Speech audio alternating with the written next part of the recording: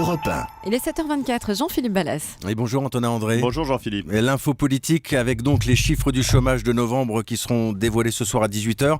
On sait que c'est un enjeu très fort pour le président de la République. François Hollande en a fait son totem en quelque sorte.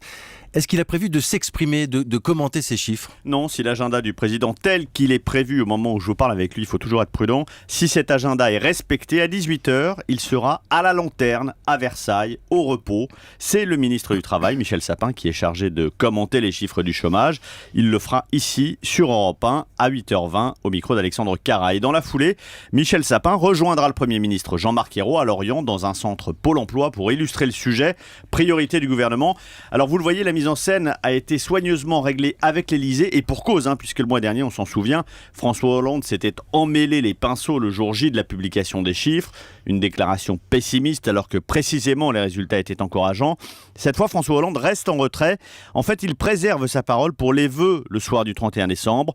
Face à tous les Français, il redira alors avec force que l'inversion de la courbe, c'est la priorité des priorités pour 2014. C'est son truc, c'est son obsession. Tout le reste passe après, me confiait hier soir un de ses conseillers. Antonin, on imagine qu'avec des chiffres si attendus, François Hollande a forcément un aperçu, une tendance de ces chiffres. Vous, qu'est-ce que vous pouvez nous en dire ? Alors oui, je vous confirme que le président de la République, le Premier ministre, le ministre du Travail ont ces chiffres depuis hier soir. Ils savent, alors j'ai passé pas mal de coups de fil, le mot qui revient pour caractériser la tendance de novembre après celle d'octobre, c'est stabilisation. En gros, cela décrit un chômage qui a tendance à stagner, dont la hausse a été stoppée, une sorte de palier. Et ça, c'est déjà un acquis pour le gouvernement sur la route de l'inversion.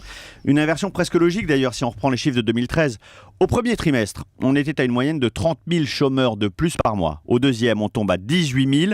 Troisième trimestre 2013, le rythme n'est plus que de 7 000 chômeurs mensuels. Si on suit cette tendance, au quatrième, on devrait être dans une baisse des demandeurs d'emploi. On verra ce soir si la statistique se vérifie. Ça veut dire, Antonin, que si c'est le cas, si après octobre, novembre se présente bien, cela voudrait dire que François Hollande est bien parti pour gagner son pari. Finalement, politiquement, c'est plutôt pas mal, non, pour commencer l'année ? Oui, enfin, c'est plus que ça encore. L'inversion de la courbe, c'est un impératif. C'est la planche de salut de ce gouvernement qui a tout concentré sur ce pari, en s'appuyant bien sûr sur le ressenti des Français.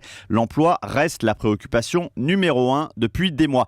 C'est au nom de ce pari que François Hollande a allégé la fiscalité des entreprises pour la transférer sur les ménages. C'est au nom de ce pari qu'il a obtenu un assouplissement du marché de l'emploi qui remet en cause notamment l'acquis des 35 heures. Et c'est en promettant la baisse du chômage qu'il a pu en échange faire avaler des sacrifices inédits aux contribuables. Bref, ce qui se joue ce soir, François Hollande le sait mieux que quiconque, c'est sa crédibilité, c'est son avenir. L'inversion réussie ou ratée sera déterminante sur le bilan qu'il présentera en 2017 au moment d'envisager un second mandat. L'info politique d'Antonin André. Merci Antonin, à demain.